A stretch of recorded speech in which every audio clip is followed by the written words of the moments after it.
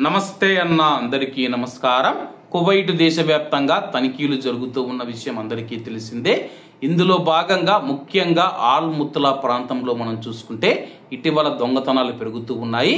ఎందుకంటే అక్కడ కొత్త ఇళ్ల నిర్మాణాలు జరుగుతూ ఉన్నాయి కాబట్టి దొంగలు ఇది అదునుగా చూసుకొని అక్కడ నిర్మాణ సామగ్రి ఏదైతే ఉందో కడ్డీలు కానీ, సిమెంట్ కానీ, పెయింట్ కానీ, ఇతర వస్తువులు ఏవైతే ఉన్నాయో ఆ యొక్క నిర్మాణ సామగ్రిని అయితే దొంగలిస్తూ ఉన్నారు. ఈ భాగంగా కువైట్ పోలీసులు ఆల్ ముత్తలా ప్రాంతంలో ప్రత్యేకంగా తనిఖీలు నిర్వహిస్తూ ఉన్నారు. ఆల్ ముత్తలా ప్రాంతంలో నిర్మాణ సామగ్రిని దొంగలించే ముఠాను, నిర్మాణంలో ఉన్న ఫ్లాట్లను విక్రయించే ముందు వాటిని పర్యవేక్షించడానికి, దొంగలించడానికి ముఠా సభ్యులు వాహనాలను కూడా అద్దెకు తీసుకున్నారు.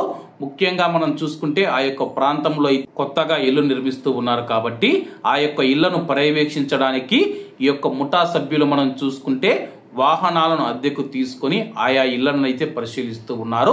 ఉదయమంతా పరిశీలించి ఎక్కడెక్కడ ఏ సామాన్లు ఉన్నాయని చెప్పేసి వాళ్ళు పూర్తిగా చూసుకున్న తర్వాత రాత్రి వేళ లేదా తెల్లవారుజామున వెళ్లి దొంగతనాలు చేస్తూ ఉన్నారని చెప్పి అటువంటి ఒక ముఠాను పోలీసులు విజయవంతంగా అరెస్ట్ చేశారు.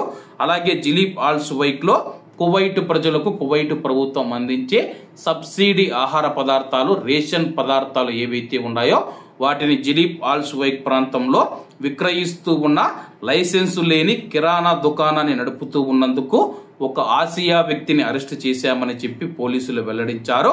అలాగే అమ్మకం ద్వారా వచ్చిన డబ్బు కూడా అతని వద్దే ఉందని చెప్పేసి అలాగే వీరందరినీ అరెస్ట్ చేసి సంబంధిత అధికారులకు రెఫర్ చేసినట్లు అధికారులు తెలిపారు.